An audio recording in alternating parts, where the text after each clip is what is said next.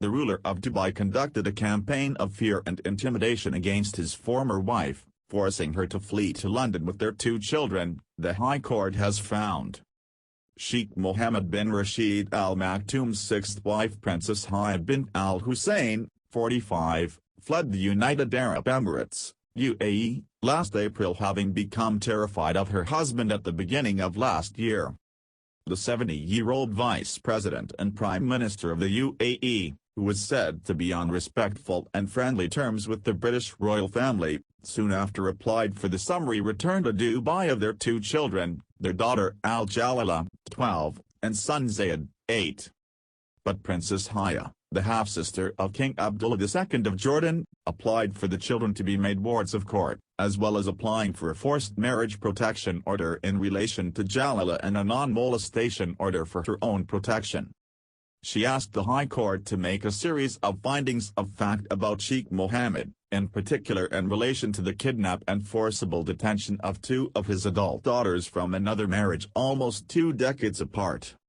Princess Haya also alleged that there had been a campaign of fear and intimidation against her since the start of last year. In a judgment published on Thursday, Sir Andrew McFarlane, the most senior family judge in England and Wales, found Sheikh Mohammed had ordered and orchestrated the abduction and forced return to Dubai of Sheikh Shamsa, then 19, in August 2000 and of her sister Sheikh Al-Latifa twice, in 2002 and again in 2018. The judge found that Shamsa, now 38, was abducted from the streets of Cambridge and has been deprived of her liberty for much if not all of the past 2 decades. Sir Andrew also found Latifa, 35, was held on the instructions of her father for more than 3 years after her first escape attempt in 2002 before being released in October 2005. Latifa's second attempted escape from the UAE made headlines around the world after the publication in March 2018 of a video which she said would only be released if I'm dead, or I'm in a very, very, very bad situation. Sir Andrew found proved claims by Tina Jatinan, Latifa's friend who tried to help her escape the UAE, that Indian Special Forces boarded a boat in international waters off the coast of Goa on March 4, 2018, before Latifa was taken back to Dubai against her will. The judge said Ms. Jatinan's account of Latifa's last words to her say a great deal. He added, she was pleading for the soldiers to kill her rather than face the prospect of going back to her family in Dubai. Drawing these matters together, I conclude, on the balance of probability, that Latifa's account of her motives for wishing to leave Dubai represents the truth. She was plainly desperate to extricate herself from her family and prepared to undertake a dangerous mission in order to do so. Princess Haya's barrister, Charles Geeky QC, told the court in November about a number of appalling acts perpetrated against his client, including anonymous notes being left in her bedroom, one of which read, "We will take your son, your daughter is ours, your life is over." The court heard that Sheikh Mohammed divorced Princess Haya, without her knowledge, on February 7, 2019, the 20th anniversary of the death of her father, the late King Hussein of Jordan. Sir Andrew said Princess Haya was clear that the date will have been chosen by the father, Sheikh Mohammed, to maximize insult and upset to her. In her evidence, Princess Haya described one of the longest and most frightening days I ever remember living in March 2019, when a helicopter landed outside her house and a pilot told her that he had come to take one passenger to the site of a prison in the desert. She also claimed that a number of poems, in particular one published in June 2019 titled "You Lived and Died," expressed deliberate threats to her.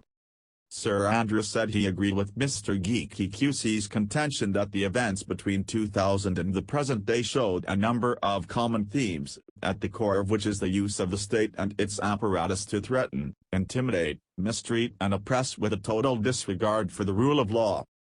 He added, "I also accept Mr. Geeky's submission that these findings, taken together, demonstrate a consistent course of conduct over 2 decades where, if he deems it necessary to do so, the father will use the very substantial powers at his disposal to achieve his particular aims.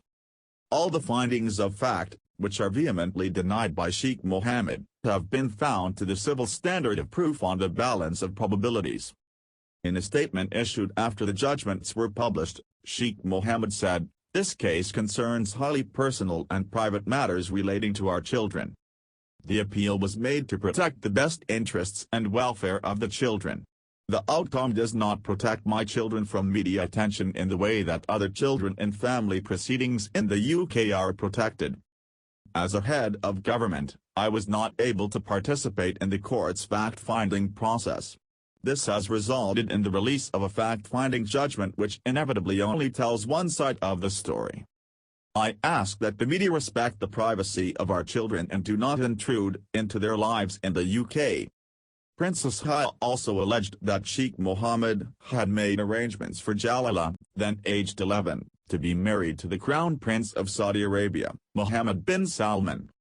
But Sir Andrew said that the hearsay evidence for that allegation fell well short of the required standard of proof.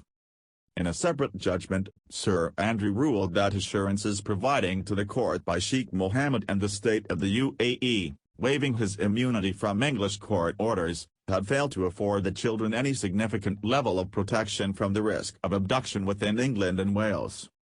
Further details of the hearings, which have been held in London since last year, can be reported for the first time after the Supreme Court rejected a last-ditch attempt by Sheikh Mohammed to prevent publication of the judgments. It can now be reported that, in July, Princess Haya applied for a non-molestation order for her own protection, as well as a forced marriage protection order in relation to her daughter, Jalila. Princess Haya attended almost every hearing, flanked by her solicitor Baroness Fiona Shackleton and security detail, but Sheikh Mohammed did not attend one. He attended a horse auction in Newmarket on the day of one preliminary hearing in October. Sheikh Mohammed, whose lawyers insisted that he could not and would not attend to give evidence, attempted to withdraw his application for contact with his children in November, and argued it was unnecessary to conduct a fact-finding exercise. His QC lawyer Banak told the court that, if the fact-finding went ahead, Sheikh Mohammed's lawyers would play no active part in these proceedings. But Sir Andrew refused to allow him to withdraw, after Mr. Geeky told the court that it would not be right that the fathers wished to avoid the scrutiny of the court should deployed in order to reduce the protection that is available to the children.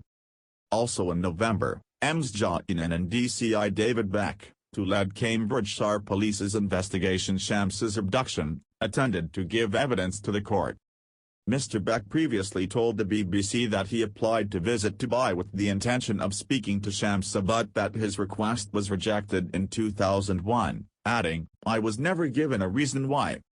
Mr. Geeky said DCI Beck's evidence made clear that there had been interference in the police inquiry, adding, "We have it directly that the Foreign Office were plainly engaged back in 2000 with the direct interest being expressed by the Foreign Secretary and we have it from Mr. Beck's statement." Permission to pursue the investigation in Dubai was refused.